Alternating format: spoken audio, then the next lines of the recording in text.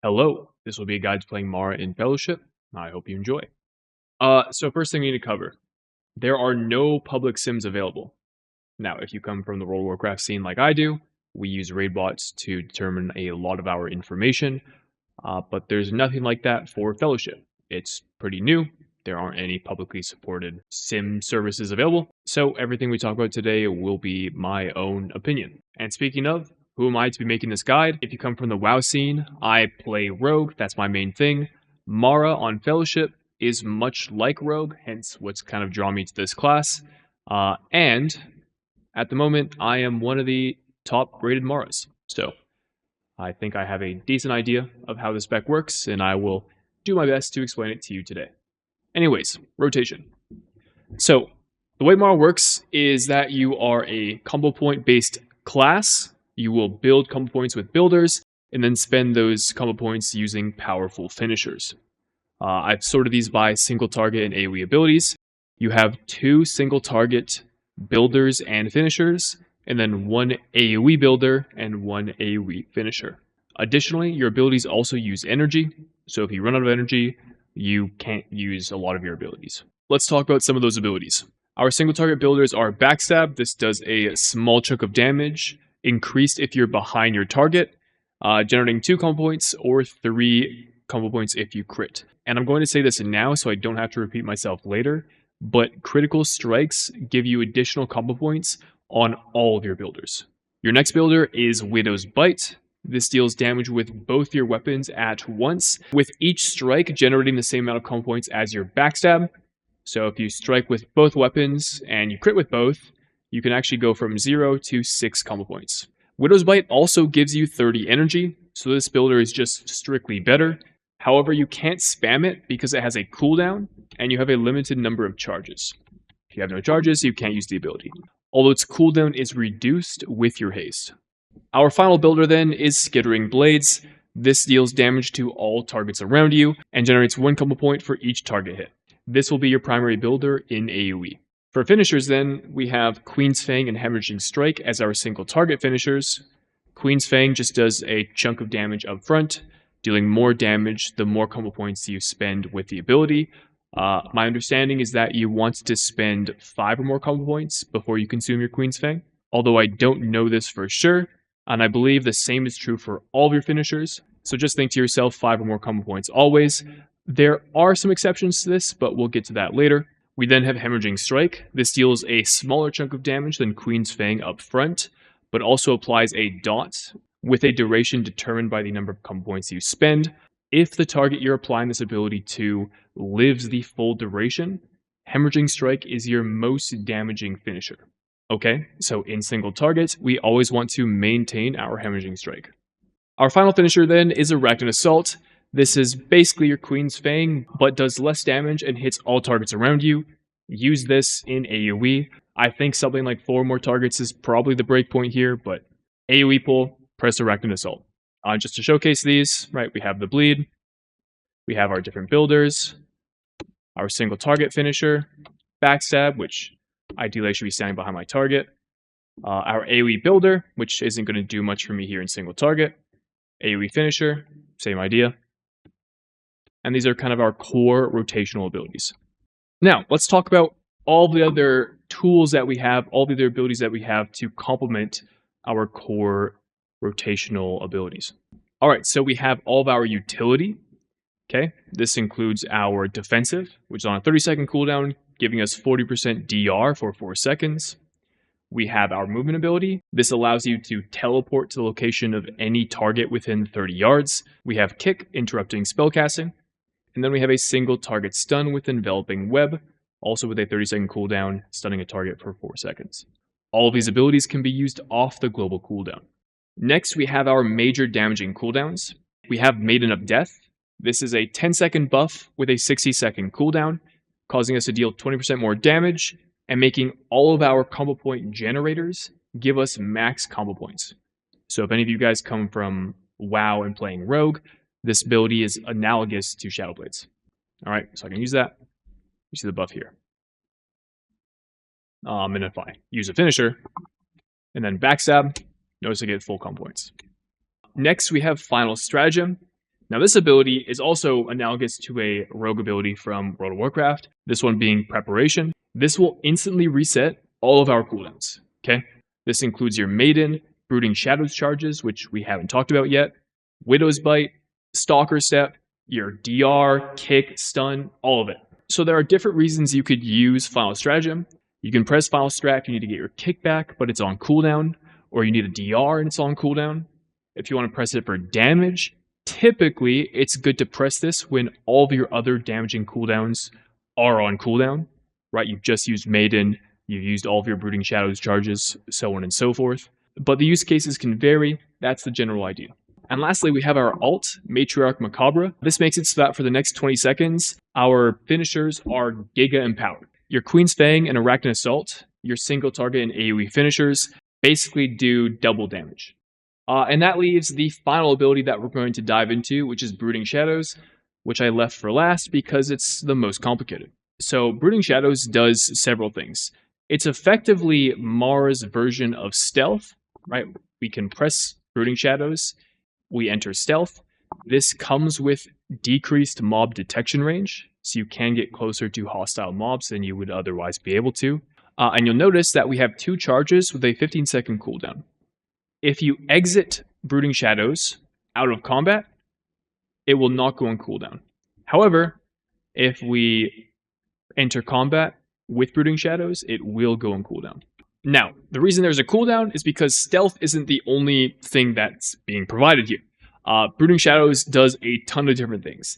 Most notably, it gives us additional effects on all of our builders, all right? That's our Widow's Bite, our Backstab, and our Skittering Blades. Starting with our Backstab and the most straightforward effect, pressing Backstab from your Brooding Shadows causes you to strike with Caustic Poison, dealing a ton of damage and also generating max comp points. This effect is good to use in single target. Next, we have the effect applied with your Widow's Bite in the form of Seething Poison. Now, what this does is this applies a dot to your target for 60 seconds. Okay, it's a long time. The dot itself does considerable damage over the course of its duration, and while it's active, you gain 40% increased energy regen. But this debuff can only be active on one target at a time. So Seething Poison is sort of a shoe-in for increasing your energy regen. This makes it an absolute must-apply in single target and AoE in a lot of situations. Yo, editing shindigs here. I skipped over the last effect, although I'll demo it a little bit later in the video. What that does is whenever you use your Skittering Blades, you apply a poison to all mobs that it hits. That poison lasts a short duration, but at the end of its duration, it explodes for a small chunk of damage. So your primary use for Brooding Shadows in AoE is on Skittering Blades, and you want to maintain this dot, but only refresh it after it has fully expired. This way you get the full value out of the pop that occurs at the end of its duration. Alright, with this we have enough to talk about our basic rotation in single target and AoE.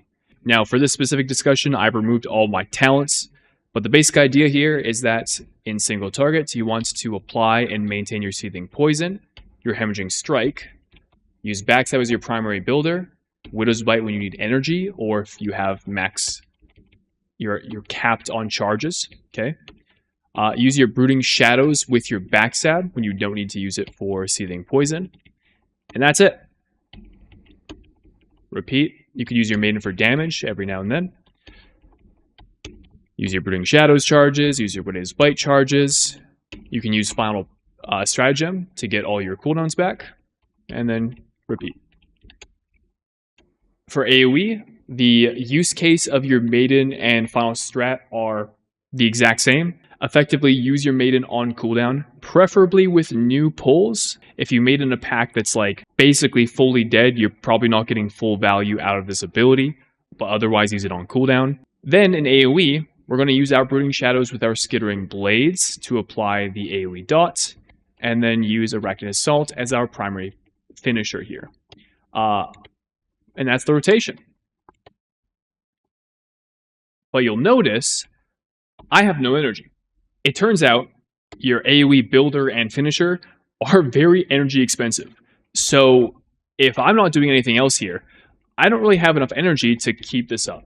So what you may end up finding is that you'll need to supplement your AoE abilities with various energy regen tools.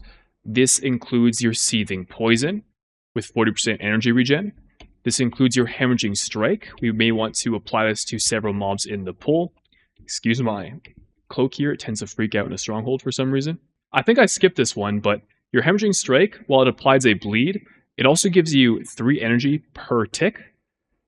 So this way, with all this set up, I can a little better maintain my energy. You'll notice it's still going down with this many targets. So I may also need to Widow's Bite to get a chunk of energy and then maintain my bleeds as they fall off. But this is the basic idea. Okay, let's talk talent progression. So if you want an exact path in the Fellowship Discord within the Mara channel, in the pinned comments, you will find exactly that. I'm not going to give that to you because, well, for one, I don't know what's best. I mean, I could just copy what they did and tell you to use that. But two, and I think more importantly, I would encourage you to explore and play what you want. You don't lose anything swapping between talent nodes, where I could pick a few talents and then change my mind. I lose nothing. And there aren't that many talents to pick from. So feel free to experiment, feel free to explore. The one thing I will encourage, especially for early talent progression, is to take energy nodes, okay? As you saw in my 4-target demo, Mara doesn't have fantastic energy regen. So taking talents that enable you to use globals more often is better. Now, along the lines of talent progression, I didn't write this down anywhere, but I want to preface that early Mara definitely doesn't feel nearly as good as endgame Mara. You are not nearly as powerful as what you will eventually end up to be. So if things feel pretty rough early on, that is normal. It will get better. All right, with that out of the way, let's talk about some builds. Now, there are sort of 2 notable builds I want to discuss. One I will spend a lot more time on than the other, but that other one, to start, is the bleed build. Now, in essence, the bleed build basically means taking several talents from the left side of the tree, as all of these talents, except for Veil of Shadows, synergize with your Hemorrhaging Strike, right? That is your bleed, hence the name. And the basic idea with this build is that you're going to apply bleeds to all mobs in the pool with Maiden. Well, what does that mean? If we look at our talents here, a key talent to this build is Gushing Blood. This makes it so that while Maiden is active, your Hemorrhaging Strike will cleave. Okay, it will apply to 4 nearby enemies, so 4 plus your target, that's 5 total, effectively turning your Hemorrhaging Strike into an AoE ability. And then on top of that, we're taking several talents that buff our Hemorrhaging Strike, give us additional damage. That is the idea. So going into a new pool, apply bleeds to all mobs in the pool. You're going to spam your AoE finisher once all of your bleeds are up. I didn't write this down, but maintain your Volatile Poison with Brooding Shadows. Then if you have your ult up, make sure you press it after you've applied all your bleeds. Remember, ult only increases the damage of your Arachnid Assault and your Queen's Fang, not your Hemorrhaging Strike. Now, some pros to this build is that it's very chill. You're going to apply your bleeds and then just spam your AoE finisher, and you do strong AoE. Some cons, however, are that you also have low single target, and you don't do prio damage. Now, that's not always bad. Like if you're playing with another class that does a ton of prio damage, maybe you want a more spread out profile to kind of complement that. But the last con then is that your damage is heavily tied to your Maiden. So I don't know why I have 4 fingers up and we've only covered 3 points. But your damage is heavily tied to your Maiden. So if we don't have Maiden up going into a pool, we don't have a way to spread our bleeds, which means we're not doing a whole lot of damage until that Maiden comes back. Now, of the talents I've included on screen here, you can actually move several of them around. The key talent nodes this build, there are 3 of them. And those would be Blood Rush, Gushing Blood, and From the Shadows. Okay, what From the Shadows does is it makes it so that each Hemorrhaging Strike you have out, every time it ticks, there's a quarter of a chance for it to just proc your single target finisher on it. Okay, so if you have a bunch of bleeds out in an AoE pull, that's a bunch of single target finishers going into random mobs. Talents that we add to these 3 can be flexible, right? This is what I showed on the PowerPoint. You could drop Feed the Queen for Deadly Scheme, drop Red Ledger for Assassin's Guile. You could drop a Racket Onslaught for Venomous Delay if you want Giga Energy Regen. You have options. Feel free to pick and choose what you think works for you, but these three form the basis for the build. And I can show you what that looks like with these talents here. The idea in this case is we want to apply our AoE Poison, get our Maiden out, Hemorrhaging Strike, which applies to all targets, and now we just skittering and use our AoE finisher over and over and over. Reapply our AoE Poison because it fell off. And this is it. Now, a variation on the Bleed build is what we'll call Bleed Hemo. This involves taking Hemotoxin. So we need to drop 3 talent nodes because this third row requires 3 talent points per. Let's say I do something like this, all right? Kind of similar to Bleed build, you have the freedom to kind of move these 2 nodes around, but now we have 4 key nodes that are kind of set in stone. And what Hemotoxin does is it gives us a way to deal Prio damage and boss damage, okay? So your rotation is fundamentally the same. However, you're going to Prio using Hemorrhaging Strike when you get a Hemotoxin proc. So the way Hemotoxin works is that your single target builders and your auto attacks have a small chance to apply 1 stack of Hemotoxin to your target. So if I do my normal rotation here, now obviously if I'm in AoE and I'm using my AoE builder, I'm less likely to get a Hemotoxin proc. That is okay. I think you still use your AoE builder in this scenario. But if I'm in single target, then, and I'm using my single target builders, I have a higher chance of getting a proc if I can eventually see one. Surely I will see a proc at some point.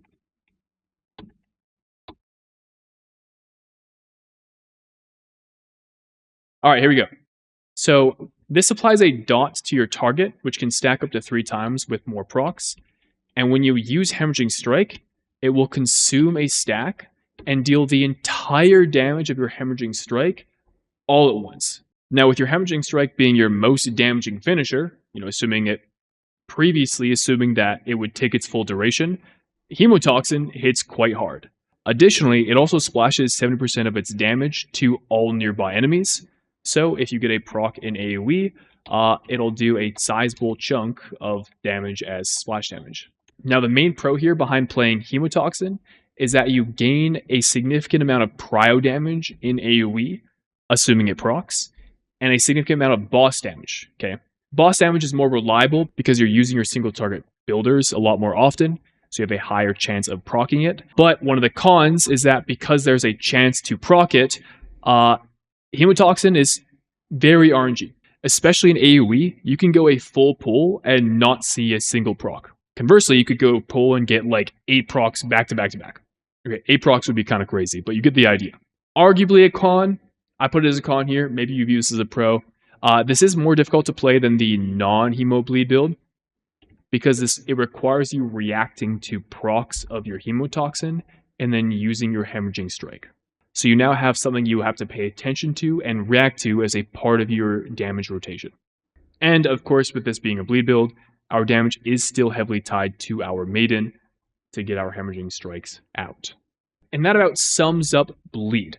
Now, I played Bleed build when I first started playing Mara. I played it back on the beta, and probably for the first 3 or 4 days that I was leveling my character on this game. And I would say I found success with it. I felt comfortable playing the build until I was streaming one day and I was told about playing the finisher build or the Malevolence build.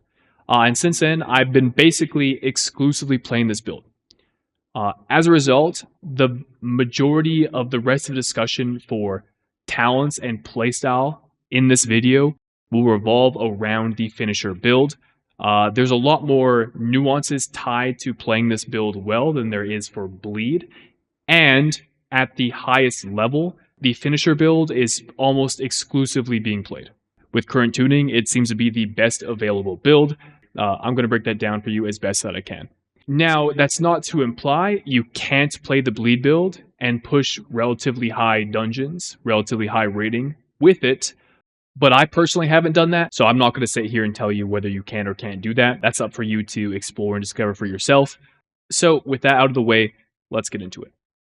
Now, the basic idea with the finisher build is to alternate between using your AoE finisher and your single target finisher according to the buffs that you have from Malevolence. Okay, so if we go to our talent page here and we check off all the talents that I had marked in the PowerPoint, what Malevolence does is that each time you use one of your finishers, it buffs the other one by 100%.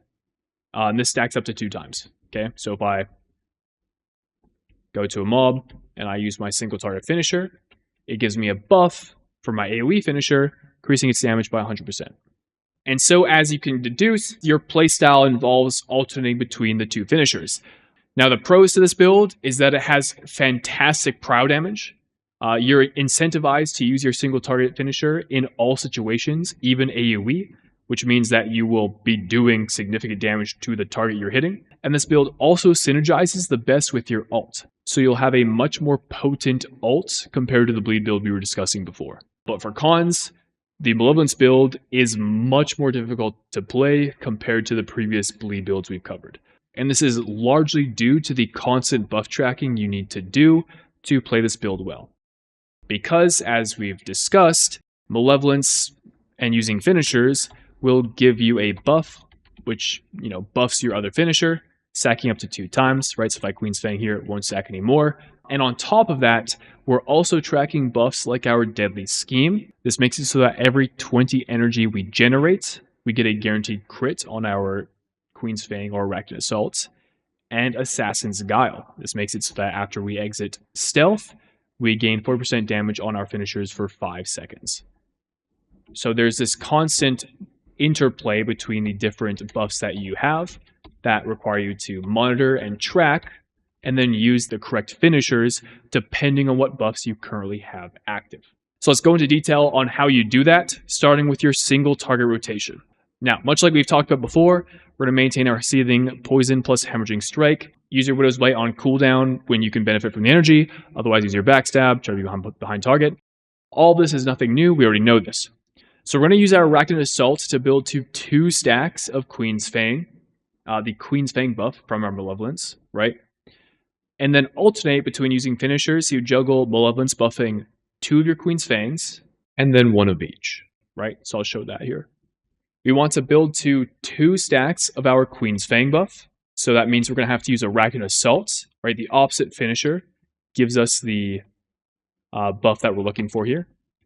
And now we're going to alternate between using our single target finisher and then our AoE finisher. Okay, the basic rotation is you're going to single target AoE, because I'm jumping between 2 stacks of my Queen's Fang buff and then 2 stacks and 1 stack of each. Okay, now during this rotation, you want to always build to 5 or more combo points for your Queen's Fang. However, when you use your Arachnid Assault, you basically just want to dump it as soon as possible. So here I'm just going to Arachnid Assault, so I get back my 2 stacks of Queen's Fang. This is because it's your AoE finisher. It's not doing much damage anyway, so we're just going to quickly get rid of it to try and get back to our Queen's Fang. On top of that, there are a few other interactions. Firstly, we're always going to use Queen's Fang with a Deadly Scheme proc. Remember, Deadly Scheme gives us a guaranteed critical strike every 20 energy. So if I have my Deadly Scheme buff active, I want to use Queen's Fang. And then I'm going to build back to 2 stacks of Queen's Fang. I'm going to alternate. I get the buff, I Queen's Fang. Now, there is a world where you're going to be at 1 buff of each. Let's say like I'm right now. And I have Deadly Scheme. Now, the rotation calls for getting back to your 2 stacks of Queen's Fang. But in this case, we're going to prioritize consuming our Deadly Scheme with Queen's Fang. And now that we have 2 stacks of Arachnid Assault, we're just going to get back to our 2 stacks of Queen's Fang as fast as possible by using Arachnid Assault twice. And now we're back in a normal kind of finisher Malevolence setup. So we're going to alternate between 2 buffs of Queen's Fang, 1 buff of each, but always use Queen's Fang with a Deadly Scheme proc, even if that means it pushes you to 2 buffs of Arachnid Assault, right? If it does that, you're just going to build back to your 2 stacks of Queen's Fang. And lastly, you're going to notice I haven't pressed Brooding Shadows at all. We have one more talent, which is Assassin's Guile. This increases the damage of our finishers. We want to line this up when we have 2 stacks of Queen's Fang and Deadly Scheme active, okay? And we then want to use Queen's Fang twice, right? The reason for this is that this buff only lasts 5 seconds. So, if I exit stealth with this buff, I have enough time to use 2 finishers, assuming I don't get a spirit proc like I did just there. I realize I haven't yet explained this, but your spirit for Mara gives you a chance to refund your combo points after using a finisher. So if you'll notice in my rotation that sometimes my combo points magically go back to full, it's because I got a random spirit proc. The chance of that being increased with the more spirit that you have. So for our Brooding Shadows, if we go back to doing our normal rotation, also I haven't been maintaining my Seething Poison and my Hemorrhaging Strike. Pretend I have been doing this the entire time. What I'm going to be looking for is I notice I have 2 stacks Queen's Fang. I'm going to hit my Brooding Shadows into a backstab, because that's the most damaging ability I can do in single target, and I already have Seething Poison up, so I don't need to press my Widow's Bite. And I'm going to use it when I have 2 stacks of my Queen's Fang. Now, I could press it here. Well, ideally you press it at no comp points, right? Because if I use it here and then I backstab, I'm already at max comp points. It's kind of a waste. But let's say I do something like this. I could Brooding Shadows and then Queen's Fang twice. All right, I'm getting good value out of this ability. But oh no, my Arachnid Assault is lined up with my Deadly Scheme. So I can use my AoE finisher, but it's not a great interaction with your Deadly Scheme. To avoid this and to get the most possible value out of our Brooding Shadows press, ideally we're pressing it when our Deadly Scheme is either ready to give us a guaranteed crit or close to being ready. Because in this case, if I Brooding Shadows, backstab Queen's Fang once, Queen's Fang again, the second one here is being buffed by my Deadly Scheme, which is then further buffed by the end of the Assassin's Guile, 40% increased damage, giving me the most possible damage in that Assassin's Guile window. So I've been talking for a bit. Let me show you what this rotation looks like. So I'm going to apply my Seething, apply Hemorrhaging Strike. I want to build to 2 stacks of Queen's Fang. I notice I'm close to getting a Deadly Scheme proc, so I'm going to actually vanish. I got a Spirit proc, lucky me. I now need to get back to my 2 stacks of Queen's Fang. The timing here looks pretty good. I'm going to use my Brooding Shadows again. Second one gets buffed while I'm inside my Assassin's Guile window. Build back to my 2 stacks of Queen's Fang. I don't have Brooding Shadows here, so I'm just going to send this one natty. Build back to 2 stacks of Queen's Fang. I do have a vanish here, so I'm going to send it. 1 and 2. Build back to my 2 stacks of Queen's Fang. 2 stacks again. I'm going to alternate here. I need to buy some time for my Deadly Scheme to catch up. Now I'm going to Brooding Shadows. So ideally you send your Brooding Shadows with 2 stacks of Queen's Fang and Deadly Scheme available. Right? You want to make use of both of these talents. And so the idea here is that you're trying to just buff your Queen's Fang as much as possible. And once you've sent your buffed Queen's Fang, you're then preparing for the next round of your buffed set of Queen's Fangs. And that's your single target rotation. Now, I didn't cover use case for your Maiden of Death and your final strat, but basically just use your Maiden on cooldown, and then when everything is on cooldown, press final strat to get it all back. Okay, AoE rotation. Use Skittering Blades as our primary builder, presumably in 4 more targets. You're going to use Brooding with your Skittering to apply and maintain volatile poison. We've talked about this. You do not apply new poison when existing one hasn't expired. For finishers, we're going to do the same as we do in our single target rotation, but this time we're going to maintain the opposite Malevolence buffs. So now we want 2 stacks of our AoE finisher, and then to alternate between 1 stack of each and then 2 stacks of your AoE finisher. So in this case, in AoE, To prepare my damage, I actually want to Queen's Fang. And now I'm at my 2 stacks of AoE finisher. I can alternate between the two. I made a mistake there. I accidentally buffed my single target finisher with my Queen's Fang. That's not ideal, because your AoE finisher is doing a lot more damage to all the mobs than your single target finisher. But when I get a Deadly Scheme proc, I use my AoE finisher, right? Build back to my 2 stacks of AoE finisher, and I'm just going back and forth. And I didn't use my Brooding Shadows in that example, but you're going to use it to apply and maintain your volatile poison. And then in smaller AoE pulls, again, we've talked about this, but you can use your Seething Poison or Hemorrhaging Strikes for additional energy regeneration. Now, that's the general idea. There are 2 ways you can play your AoE rotation. I don't know which of the 2 is more damaging or better, but I'm going to cover both of them. So, for AoE rotation number 1, the idea here is we're going to use our Brooding Shadows and Skittering on cooldown to refresh Volatile Poison, right? So that's nothing new, but we're only going to refresh it if we have 2 stacks of the Arachnid Assault buff, and then immediately use our Arachnid Assault finisher twice. So in this case, I have 2 stacks. So I'm going to Brooding Shadows, apply my poison, and an Arachnid Assault twice to benefit from the entirety of my Assassin's Guile buff. At which point I would build back to my 2 stacks. I notice my poison's fallen off. I have 2 stacks. I press my finisher, my AoE finisher twice, then build back to Queen's Fang. So you want to apply your volatile poison when your previous one has completely fallen off, but you only do it at 2 stacks of Arachnid Assault. And then once you've pressed it, your next 2 finishers will be Arachnid Assault to benefit from the Assassin's Guile buff. Now the pros of this are that you're taking full advantage of Assassin's Guile in AoE. That's 40% increased damage on your AoE finisher. That's fantastic. Cons, however, are that 1, we're not fully taking advantage of Deadly Scheme. If you get a Deadly Scheme proc outside of your Assassin's Guile window, you'll likely end up pressing Queen's Fang as a part of that rotation, and getting the guaranteed crit on your single target finisher in AoE can be less meaningful. Additionally, we may need to delay pressing Brooding Shadows to build to 2 Arachnid Assault buffs. So this would happen, for instance, if my Volatile Poison had fallen off, but I'm not at 2 stacks of Arachnid Assault.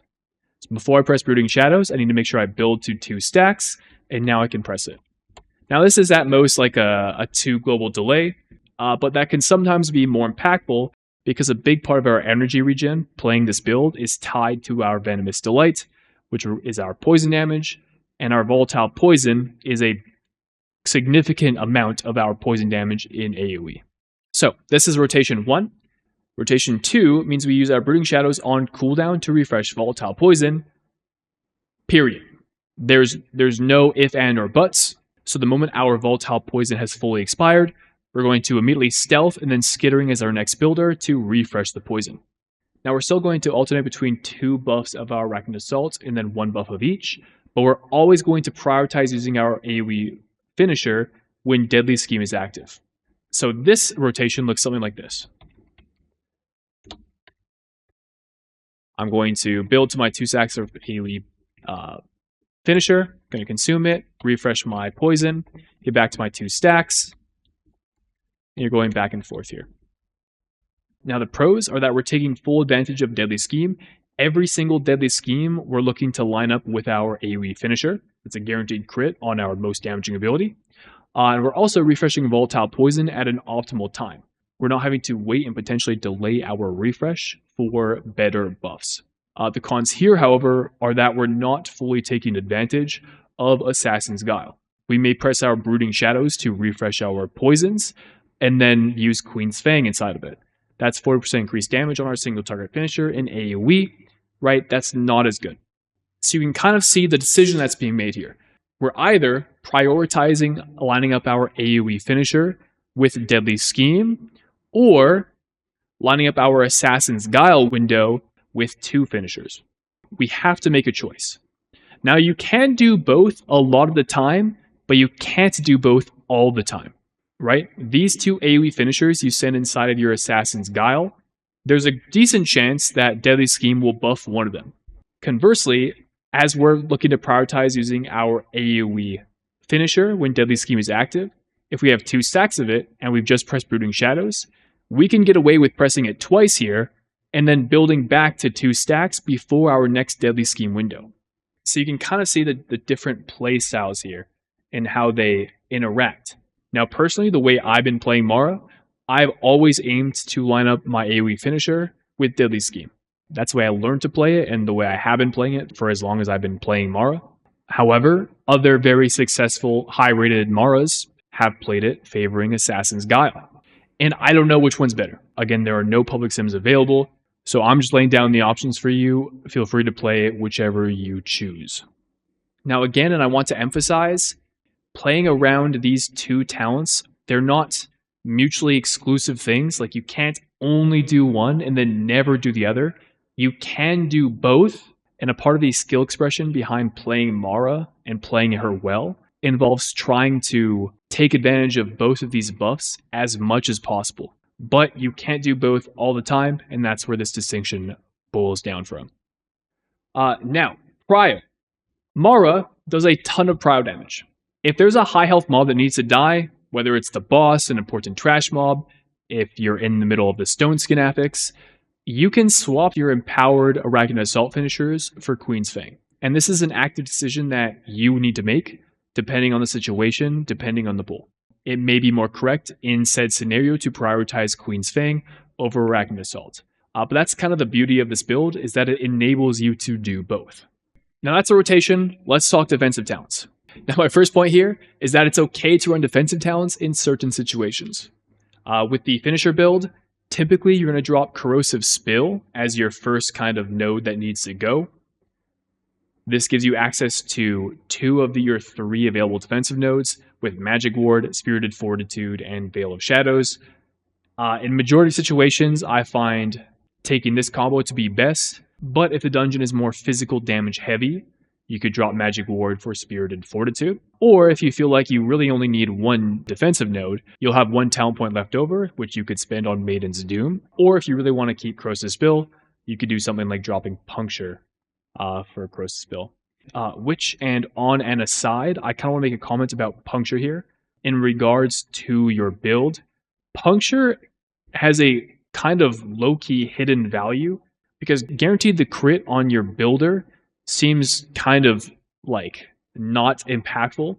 But what's nice about it is that if we guarantee the crit on our Puncture, we're guaranteed 6 combo points. So in this case, I got lucky and got a guaranteed crit, but there's also a world where I press Puncture and I only get 4 combo points. I typically want to have 5 or more combo points before I use a finisher, so my Puncture not critting then necessitates another builder before I spend a finisher. I find this is a pretty significant loss in sort of quality of play. I typically don't like dropping Puncture, but Corrosive build does give you a substantial amount of AoE, especially in big pools, so the choice is yours. Alright, so that was pretty much the end of the finisher Malevolence section.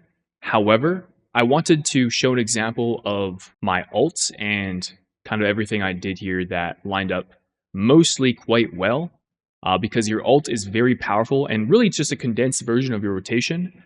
But I think it's helpful to kind of see an example of that, and we can talk about what's going on here. So I'm actually going to slow down the speed. But basically, going to this pull, what I'm looking for here is I have 8 stacks of Deadly Scheme, and I have no stacks of Arachnid Assault. Now, this is a massive AoE pull, so I'm trying to get to 2 stacks of my AoE finisher ASAP, and then I'm looking to line up those AoE finishers with my Deadly Scheme. Now, I know we discussed 2 different kind of AoE rotations, one where you're lining up your Deadly Scheme with your AoE finisher, and then another where you're not really lining it up, you just press it twice out of your Brooding Shadows. The second finisher variant, you do not want to do inside of your ult, assuming you have your final strat up, okay?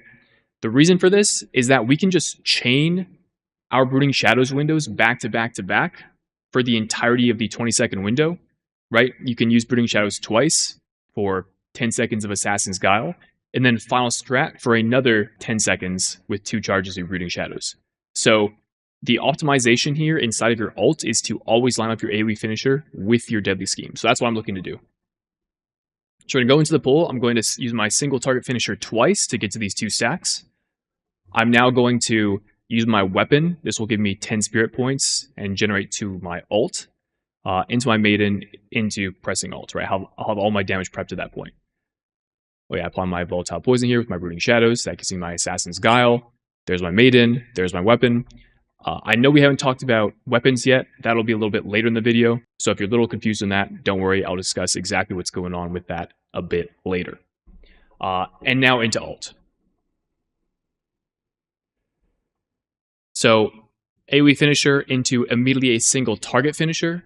I always want to make sure my AoE finisher is lined up with my deadly scheme. So I'm favoring towards 2 stacks of my AoE finisher. Here I actually mess up and I use Queen's Fang on my deadly scheme proc, which is less good. Not the end of the world, because this deep-bound Magi is kind of a Prio target that does need to die, so it could be worse. Going to Brooding Shadows to refresh my AoE poison, right? And I'm alternating finishers. I then final strat to get my maiden back and also give me full combo points. This should be into 2 AoE finishers. AoE here again because I have Deadly Scheme. And here is a very specific min-max I want to point out. So my volatile poison is still like 3 or 4 seconds from expiring and fully falling off. I don't want to Brooding Shadows. Okay, so my Assassin's Guile is falling off, right? So I want to refresh it. I don't want to press Brooding Shadows and then refresh my volatile poison, because it's going to override the existing one, which is bad because the big damage that comes out of your volatile poison is when it expires. So I don't want to do that. What I'll do instead is I'm going to press Brooding Shadows at max combo points and then use a finisher. This makes it so that all of the builder effects for my Brooding Shadows, I'm not using any of them, and that's intentional. I only want the Assassin's Guile buff. So coming out of this, I will Arachnid Assault, and I've refreshed my Assassin's Guile. I'm also going to use my weapon a second time here for the 20% expertise. Going to single target finisher here, and now my poison has fully fallen off, and my Assassin's Guile is falling off, so I can Brooding Shadows AoE, or Skittering Blades, to reapply my poison into AoE finisher. And that's pretty much the end of the ult. And you can see we hit around 900k here. This is a very big pull for Mara if you have ult up. Now that I've talked through it, I'll play it back full speed one more time so you can give it a watch. I'm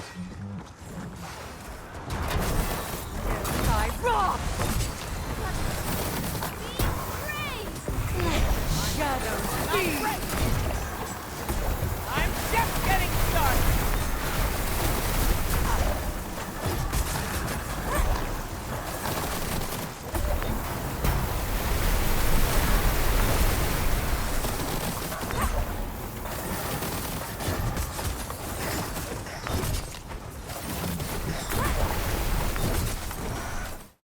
Let's talk gearing.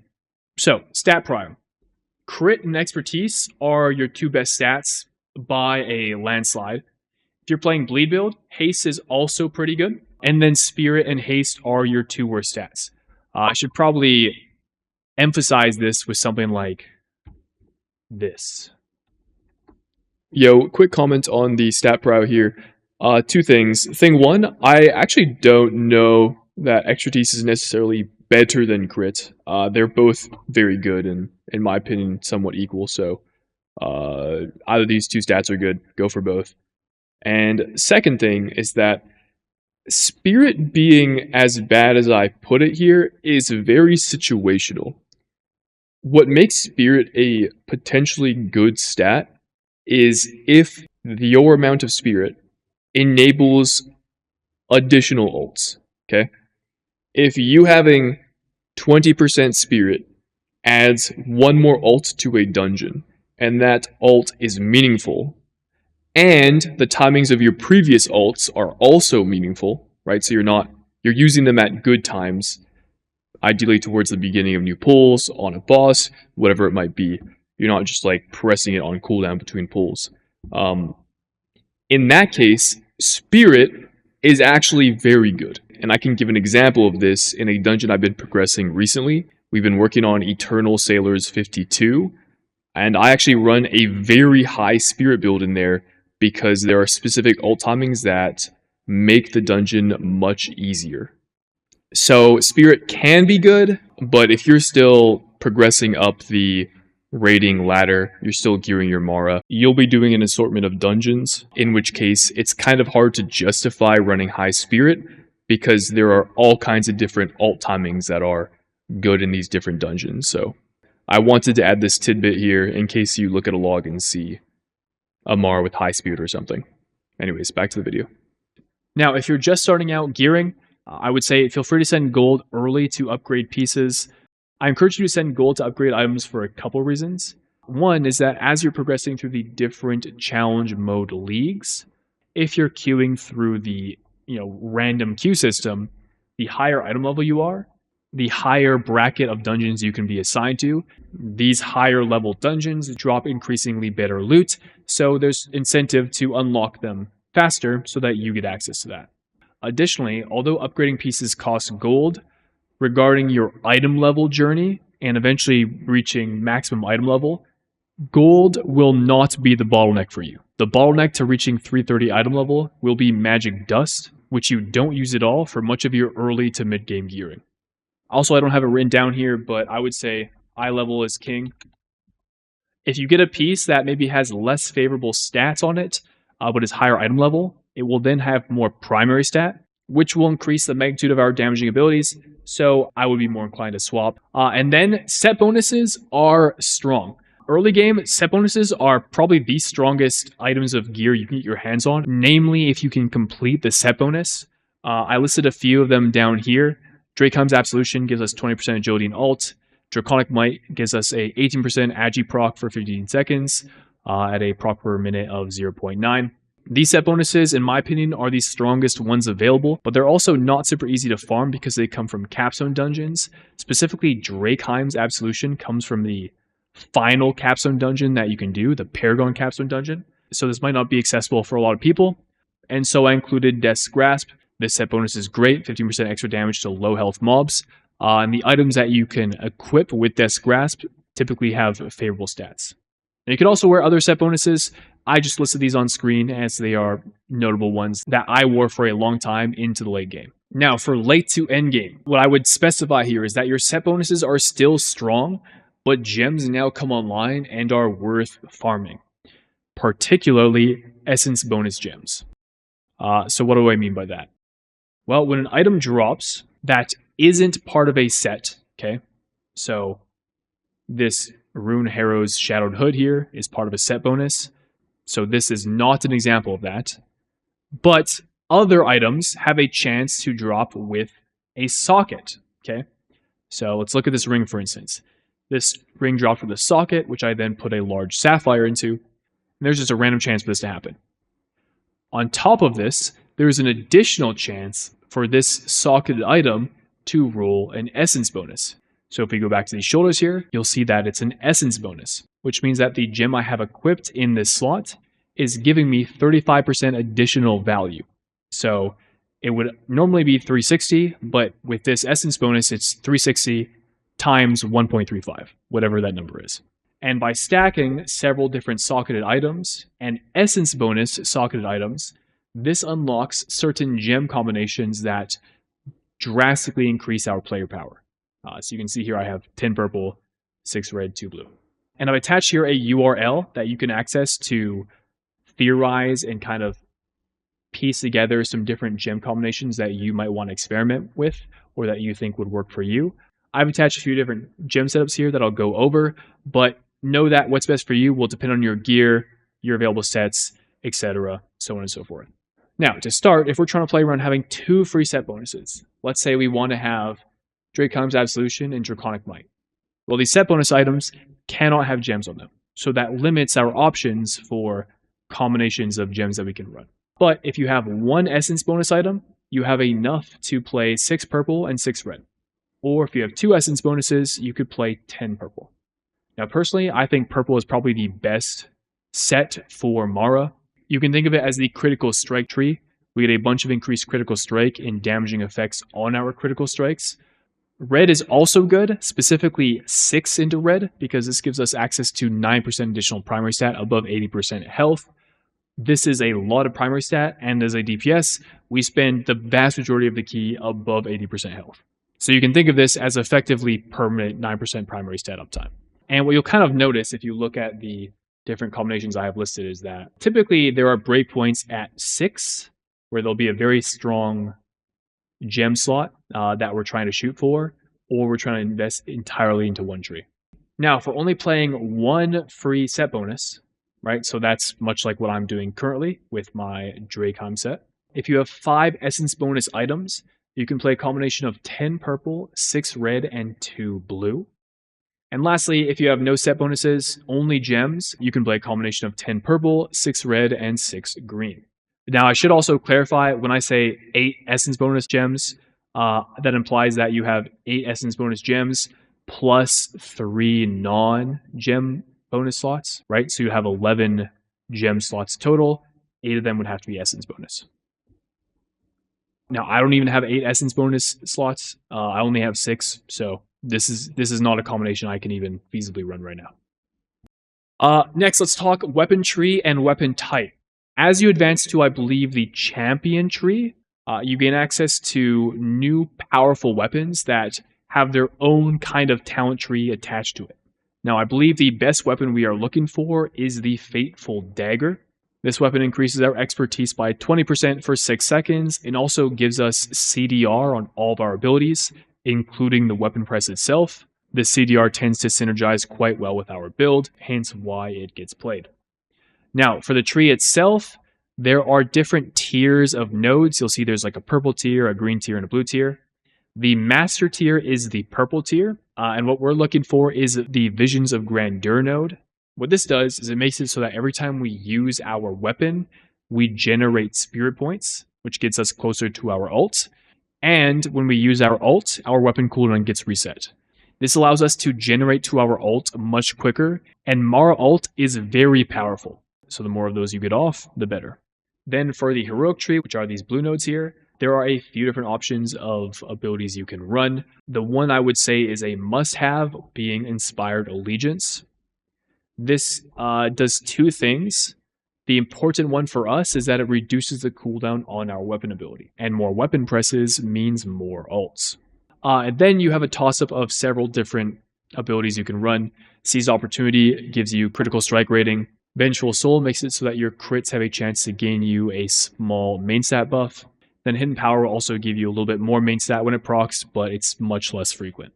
And then finally for the defensive tree, which are all the green nodes, I personally like running King of the Hill and Heart of Stone.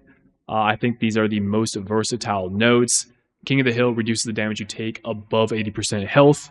Again, as a DPS player, we're going to be at 100% health most of the time, and if we're scared of dying to anything, especially at the high level, we're scared of dying to one-shots. So having additional DR on top of our health bar is very nice. Speaking of our health bar, Heart of Stone gives us additional stamina.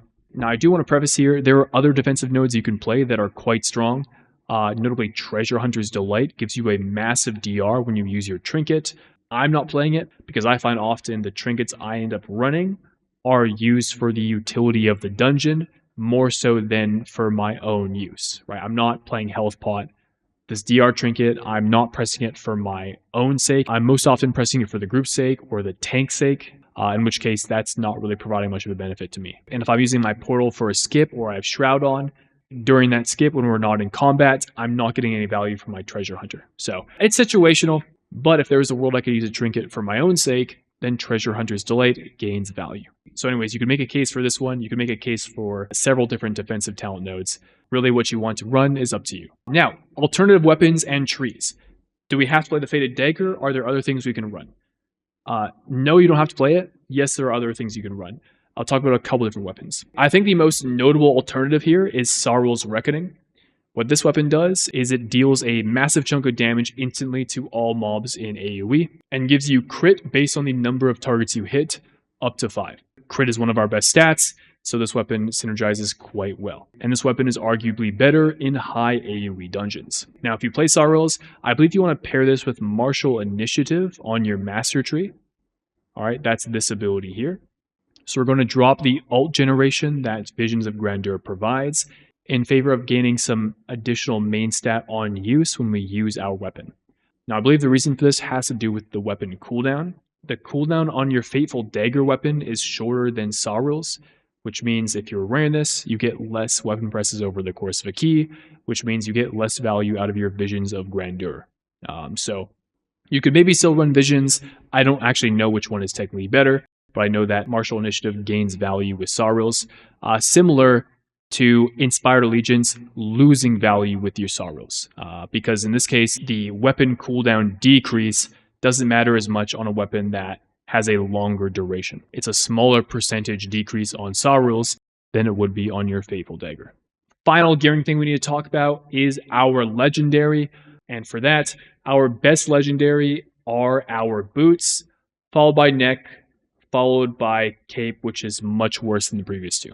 Now, all these legendaries are a significant power gain over a regular item, so if you have no other option, you're still going to want to wear the cape, which was the case for me as I was gearing, but the moment you can get your hands on a neck or even better, a pair of boots, you're going to want to do so and throw those on.